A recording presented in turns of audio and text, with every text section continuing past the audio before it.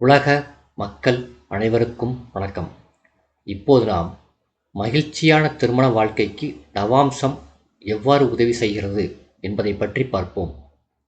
பொதுவாக ராசிக்கு வலிமை தருவது நவாம்சம். நவாம்சத்தை ஆராய்ந்து பார்த்துத்தான் இறுதி முடிவு எடுக்க வேண்டும். ராசியை வைத்துத்தான் பலன் சொல்ல வேண்டும்.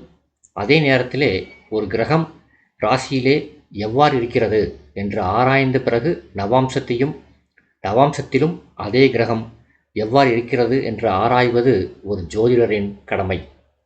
அவ்வாறு நவாம்சத்தையும் ஆராய்ந்து பலன் கூறினால்தான் அந்த பலன் சரியாக இருக்கும், பலனும் நடைபெறும். எனவேதான் நவாம்சம் ராசிக்கு வலிமை தரும். அடுத்து, மகிழ்ச்சியான திருமண வாழ்க்கை அமைய வேண்டுமானால் நவாம்சத்தில் கிரகங்களின் நிலையை பற்றி ஆராய்வதை தற்போது பார்ப்போம். ஒரு ஆணுடைய ஜாதகமோ அல்லது ஒரு பெண்ணுடைய ஜாதகமோ மகிழ்ச்சியான திருமண வாழ்க்கையை தர வேண்டுமானால் நவாம்ச லக்னாதிபதி தீதுபட்டிருக்கக்கூடாது. நவாம்ச லக்கினமும் தீதுபட்டிருக்கக்கூடாது. நவாம்ச லக்கினத்துக்கு இருபுறமும் சுபகிரகங்கள் இருந்து சுபகர்த்தாரி யோகம் உண்டாக வேண்டும். நவாம்ச லக்னாதிபதிக்கு இருபுறமும் சுபகிரகங்களிலிருந்து சுபகர்த்தாரி யோகம் உண்டாக வேண்டும். அப்படி அமையுமானால் ஜாதகர் மிக மிக மகிழ்ச்சியான ஒரு திருமண வாழ்க்கையை பெறுவார். அடுத்து, நவாம்ச லக்னாதிபதி பொதுவாக ஆட்சி, உச்சம், நட்பு வீடுகளிலே இருக்க வேண்டும். பகை வீட்டிலே இருக்கக்கூடாது. நவாம்ச லக்னாதிபதி 6, 8, 12 வீடுகளிலும் அமைந்துவிடக்கூடாது. நவாம்ச லக்னாதிபதி 6, 8, 12 அதிபதிகளின் தொடர்பை, பார்வையை பெற்றிருக்கக்கூடாது. இவ்வாறான அமைப்பும் அந்த ஜாதகிக்கு அமைந்தால் நல்ல மகிழ்ச்சியான திருமண வாழ்க்கையை பெறுவார்கள். அடுத்து, நவாம்சத்தில் நவாம்ச லக்கினாதிபதியும் இல்வாழ்க்கைக்கு காரக கிரகமான சுக்கிரனும் நல்ல நிலையை பெற்றிருக்க வேண்டும். சுக்கிரன் லக்னாதிபதியை பார்த்தாலும் லக்னாதிபதி சுக்கிரனை பார்த்தாலும் சுக்கிரனும் லக்னாதிபதியும் பரிவர்த்தனம் பெற்றிருந்தாலும் சுக்கிரனும் லக்னாதிபதியும் சுபராசிகளிலே, நட்பு ராசிகளிலே, ஆட்சி உச்ச வீடுகளிலே இணைந்திருந்தாலும் மகிழ்ச்சியான திருமண வாழ்க்கை கிடைக்கும். அடுத்து, நவாம்சத்திலும் வர்க்கோத்தமம் என்று ஒரு நிலை உள்ளது.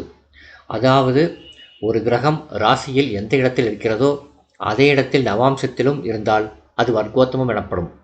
வர்க்கோத்தமம் பெற்ற கிரகங்கள் வலிமையான பலனை தரும். அதேபோல் திருமண விஷயத்துக்கும் நவாம்ச லக்கினமோ நவாம்ச லக்கினாதிபதியோ வர்க்கோத்தமம் பெற்று அமைந்திருந்தால் உன்னதமான பலன்களை அந்த ஜாதகம் தந்து மகிழ்ச்சியான திருமண வாழ்க்கையை ஜாதகருக்கு தரும். அடுத்து, 7ஆம் இடத்து அதிபதி, அதாவது களத்திரஸ்தானாதிபதி குருவினுடைய பார்வையை, இணைவை பெற்றிருந்தால் நல்ல உயர்தரமான மகிழ்ச்சிகரமான திருமண வாழ்க்கை கிடைக்கும். ஒரு கிரகம் ராசியிலே வக்ரகம் பெற்று நவாம்சத்திலும் வக்ரகம் பெற்று வர்க்கோத்தமாம்சமும் பெற்றிருந்தால் அந்த கிரகம் நல்ல பலனை தரும். ஒரு கிரகம் ராசியிலே உச்சம் பெற்றாலும் நவாம்சத்தில் நீசம் பெறக்கூடாது. ராசியில் உச்சம் பெற்ற கிரகம் நவாம்சத்தில் நீசம் பெறக்கூடாது. சந்திரன் வர்க்கோத்தமம் பெற்றால் கண்டிப்பாக ஜாதகருக்கு அரசாங்க வேலை கிடைக்கும்.